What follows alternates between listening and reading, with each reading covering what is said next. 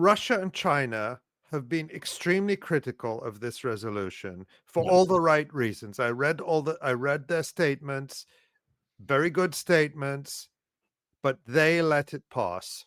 They abstained. They're both permanent members who have vetoes, and either or both of them could have stopped this resolution. Now, they both argue that, well, we opposed it. Russia put forward an alternative. The Arab states, or some of the key Arab states, lined up with the Trump plan, with the Israeli Trump plan against the Palestinian people. And so the Russians and Chinese said, well, the Palestinian Authority supported it, the Arab states supported it, so who are we to veto it? Yeah. So we abstain. The Chinese and the Russians aren't naive. They know that the Palestinian Authority, although they recognize them, that they're puppets of Washington. They know that Turkey's a NATO member. NATO's currently effectively in an undeclared war against Russia. UAE, Egypt, Qatar, Jordan, all vassals and puppets of the United States. The Russians and Chinese know that. They don't take their orders from these puppets.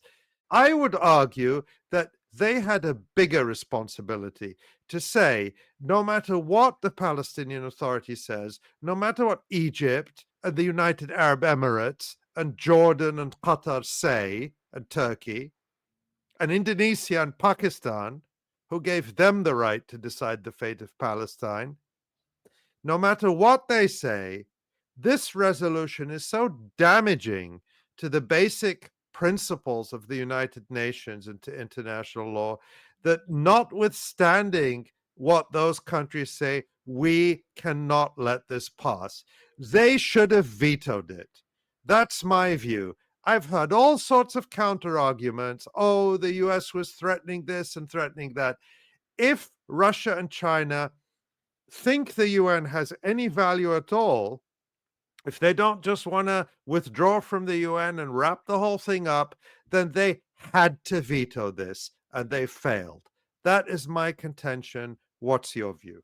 Well, absolutely. Russia and China have, for transactional reasons, thrown the Palestinian people under the bus, thrown international law under the bus, and abdicated their responsibility as P5 members in the Security Council. They could have and they should have vetoed it.